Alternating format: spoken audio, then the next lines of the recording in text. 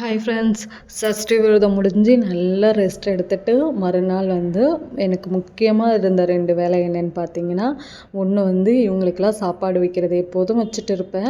அவங்க நிறைய பேர் வராங்க. இப்போ அவங்க யாருன்னா எறும்பு தான். அவங்களுக்கு எப்போதுமே கல்கண்டு வச்சுருவேன். சாமிக்கு வைக்கிற கல்கண்டு அவங்க தான் எடுத்துப்பாங்க. அவங்களுக்கு முதல்ல வச்சேன், தீர்ந்துட்டு போல இருக்கு. அதனால் நிறைய காலியாக இருந்துச்சு, அதனால் வச்சேன். சாமிக்கு வச்ச பிரசாதம் அப்படி இருந்தது. இன்னொரு பெரிய வேலை மாவு அரைச்சி வச்சுட்டேன். அதை முடிச்சுட்டாவே நம்ம வீட்டில் எல்லா வேலையும் முடிஞ்சிருச்சுன்னு அர்த்தம்.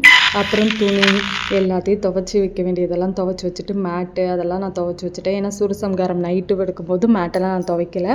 அதனால் அதெல்லாம் துவைச்சி வச்சுட்டேன். பழம் பேஸ்கெட்டில் அவ்வளோ பழம் இருந்தது. நான் வாழைப்பழம் சாப்பிட்ணுன்னு ஆசைப்படும் போதெல்லாம் வாழைப்பழமே கிடைக்காது. ஆனால் இப்போ எவ்வளோ வாழைப்பழம் பாருங்கள். அவ்வளோத்தையும் மாட்டுக்கு தான் போடணும். ஏன்னா என்னால் சாப்பிடவே முடியல. என்னன்னே தெரில, சாப்பிடவே பிடிக்கல. அந்த அளவுக்கு இருந்தது. இன்னும் கொஞ்சம் இந்த பச்சை வாழைப்பழம் ஒரு சீப்பு இருந்தது. அதெல்லாம் என் ஃப்ரெண்ட்ஸ்க்கு எடுத்து கொடுத்துட்டேன். இதை மட்டும் வச்சுருக்கேன், அப்பப்போ சாப்பிட்லாம் அப்படின்ட்டு. எல்லாருக்கும் விரதம் முடிச்சுட்டு நான்வெஜ் சாப்பிடணுன்னு தான் ஆசைப்படுவாங்க. ஆனால் எனக்கு மட்டும் ஏன் தான் இந்த வெஜ்ஜு மேலே இவ்வளோ ஆசைன்னு தெரியல. மஷ்ரூமு, பன்னீரை இது நான் சும்மா சாலட் மாதிரி வறுத்தேன். மிளகாத்தூள் இதெல்லாம் போட்டு, அப்புறம் மஷ்ரூம் முழுசாக போட்டு இது பண்ணேன். என் தங்கச்சி வீட்டிலேருந்து வடை வந்திருந்தது. வடையும் பாயசமும், அப்புறம் கொஞ்சோண்டு ஆனியன்.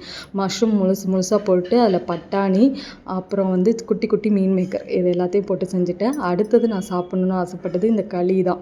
இந்த களியும் இந்த குழம்பும் வச்சு சாப்பிட்றதுக்கு அவ்வளோ ருசியாக இருக்கும். உங்களுக்கு இந்த வீடியோ பிடிக்கும்.